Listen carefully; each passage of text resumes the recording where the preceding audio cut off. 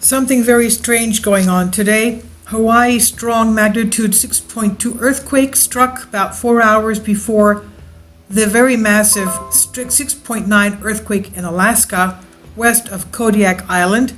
There are aftershocks going off in both areas. Now we know that in Hawaii, in the Big Island, we have Kilauea erupting. And now this has been a double whammy for the Pacific Ring of Fire. Alaska rocked by the huge 6.9 earthquakes, hours after the Hawaii 6.2. Now, the Alaska Peninsula struck off with earthquakes and aftershocks. European Mediterranean Seismological Center said the offshore quake, as we know, the area off Pahala has a lot of deep quakes, and this is an area of, let me see, we'll go into the map, but it's off Pahala, and we have various seamounts there. Now we know that Mauna Loa, Kilauea, and Loihi seamounts all share the same magma chamber. We'll take a look at the maps, but was this somehow related? So, offshore earthquake off Hawaii. Tremors reached a depth of 75 kilometers or 46 miles. At least 4 aftershocks followed the magnitude of 2.7 to 3.6, according to U.S. Geological Survey. And more than 200 people living in the most northwestern U.S. state reported the Alaska quake to USGS. Others says they felt the impact more than 400 miles away from the epicenter of Alaska. There are also no reports of any injuries or damages to buildings, but let's take a look at the maps now. Please support my Patreon account. The daily posts are 5 videos daily, and they are totally different from what I have on my YouTube channel. Thank you so much for your support and that you find all my content so interesting. You'll find the Patreon account details in the description box. We are at Seismo Berkeley, and this is the 6.2. The depth of 35 kilometers, about 20 some odd miles. Over 3,400 people reported feeling the shaking. And let's go to our shake map and back to the aerial. So basically all of Hawaii has been shaken by this. Okay, that's the Hawaiian Islands right there. The Big Island of Hawaii. And going back to the Seismo Berkeley and pulling out. And this was about, this is UTC about, okay, wait a minute, sorry, the date, okay. This is about, again, the date, this is 6.9. Okay, this is about 9 hours later. I said 4 hours, I'm sorry. It's 9 hours later that we had the Alaska earthquake. And of course, these are major earthquakes in the Pacific Ring of Fire. And we have the ongoing aftershocks in both areas because they were big earthquakes. And of course, the thing is, both of these are areas of magma. The hotspot of Hawaii sits on a mantle plume. This is the Loihi Seamount. Mauna Loa, Kilauea, erupting. And what's the after? This one here is 4.3 as well. Okay, so you can see they're not small. And of course, this is an area that will be giving new landmass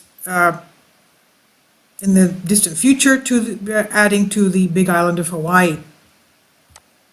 Now, let's go to our shake map. Again, you see the USGS stops at a certain block, but we can extend those lines to figure out what's happening. Okay, here we are, Mauna Loa, Kilauea, and we'll see what's happening with this. Here we are at Geodesy again at the Hawaiian Islands, and let's just take a closer look at what's going on in that area. Okay, take one off of Pahala, KUAH. Okay, this is up means east and up means north, so this is going northwest. And basically the deformation is not very clear. Okay, it's all over the place. let's go here towards this area towards Kilauea. Not very good, but it's basically a little bit inflating. Let's take another one. Going in a little bit further. Here we are. Okay. Near the Halimamau crater. Okay, we have all types of movements here. East, no, it's going east, it's going west, and this is going north, it's going northwest, and really inflating since the 2018 eruption, as you can see, deflated there with the eruption of Kilauea, and it's inflating there as well. So that's Kilauea's inflating. And let's go to KAEP. Again, this is going southwest, and again you can see the deflating there from the 2018 eruption of Kilauea, and inflating again at a steeper incline that we had from the previous 2018 eruption. And here we are on Usgs Volcano Kilauea monitoring. This is the 6.21 earthquake that we had off Nalehu, Hawaii. Okay, there we are right here. Kilauea right here. Mauna Loa yellow. And the aftershocks 4.3, 3.3, and there's another one 2.7 right. This is Loihi Seamount right here. And let's go to the deformation data right here. This is for the past year. Okay, you can see it's inflating right here, a little bit deflating because of the recent eruptions. Okay, the past 5 years. This is the 2018 eruption and the new deformation of uplift because, of course, it's filling with magma. And going back to our volcano updates from Usgs. Okay, volcano watch code is now orange. Kilauea volcano erupting as of this morning, October 10th. This is a few hours ago. Lava continues erupting from a single vent in the western wall of Halimamau crater.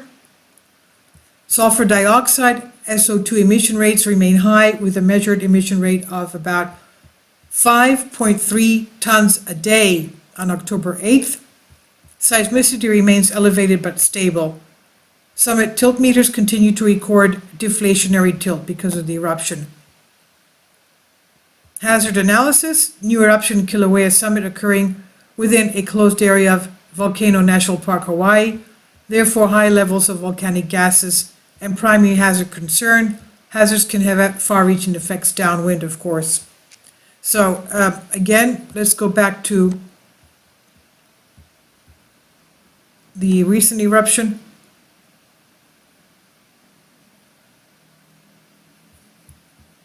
Okay, some images here. The current update. This is what we just read.